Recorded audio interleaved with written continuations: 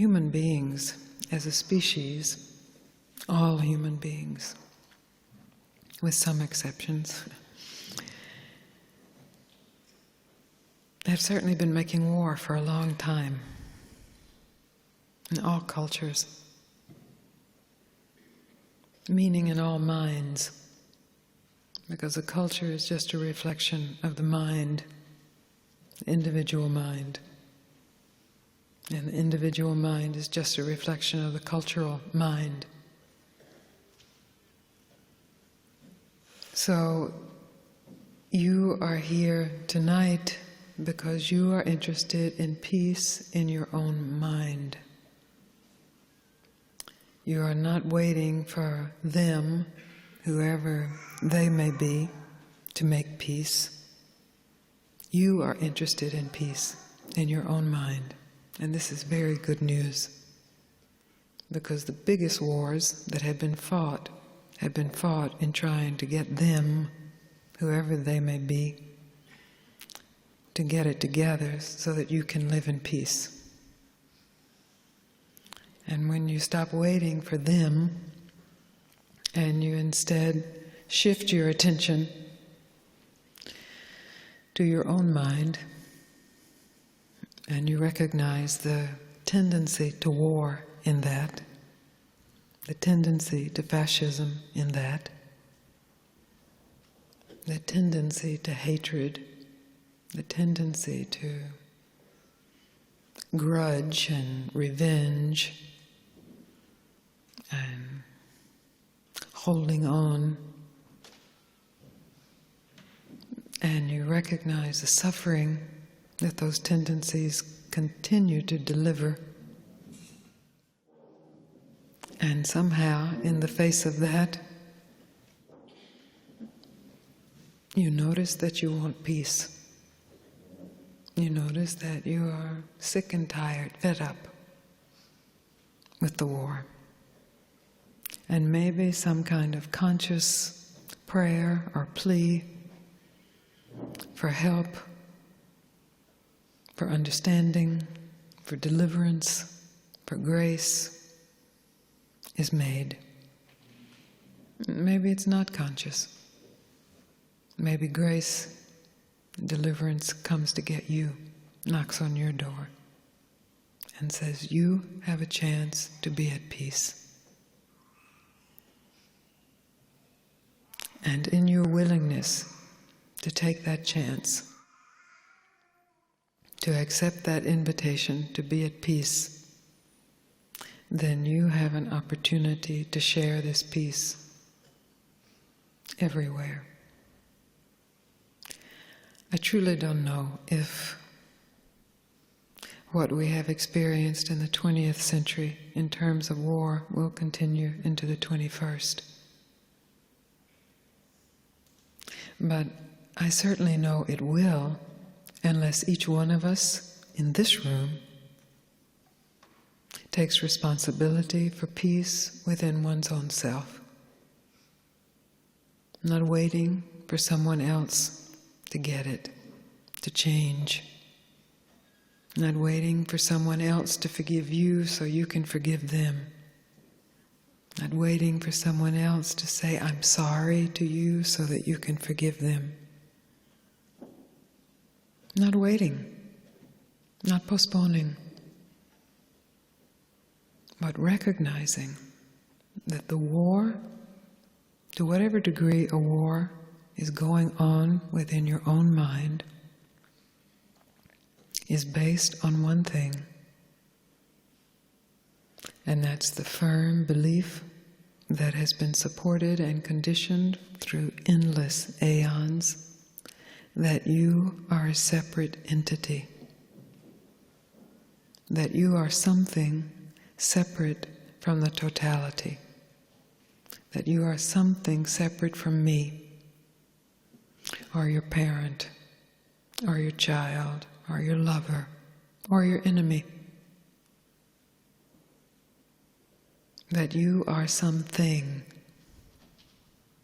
This is what all wars are about. Because when you believe firmly that you are something, you get very busy protecting that thing. And that protection takes all forms: territorial, sexual, personal power. And the horror and the irony is that something that you are protecting in reality doesn't even exist.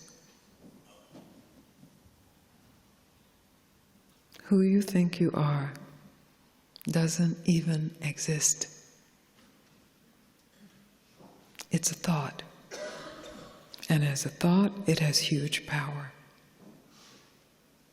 That power is the mediator of the experience of reality. But that doesn't mean it exists. You look through a glass that is tinted, and reality takes on that tint. It doesn't mean reality is tinted. It means that the mediation of reality delivers the experience of reality that has a particular distortion or tint.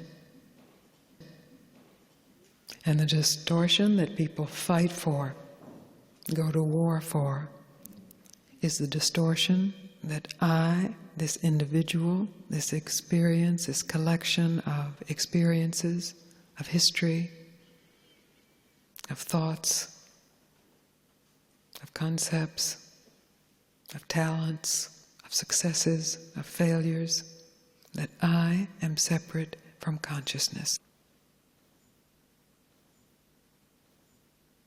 And that I is nothing.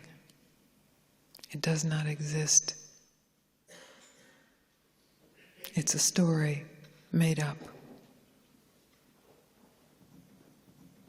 As a story, there's no harm to it. It's quite beautiful, even in its horror. It's certainly entertaining. But as a belief that the story is reality, it's a huge tragedy. That's the original sin, the original mistake. The belief is that the separation from the source, from consciousness, from God, is even possible because of a story, an experience of separation. The belief that that experience is reality. This is the cause of suffering.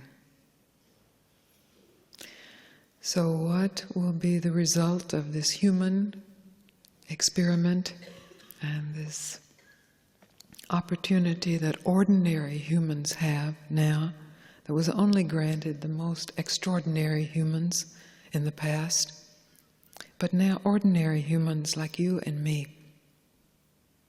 have the opportunity to discover that never, not for an instant, is it possible that you can be separate from consciousness, from the source of everything, from God.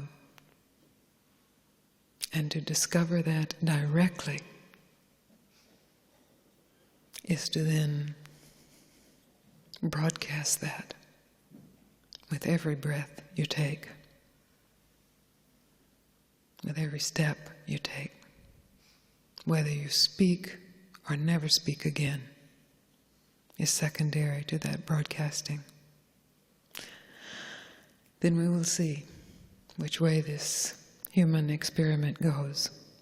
But at this point in time, in this Leela called the world, called your life, you have the opportunity to discover what is deeper than human being.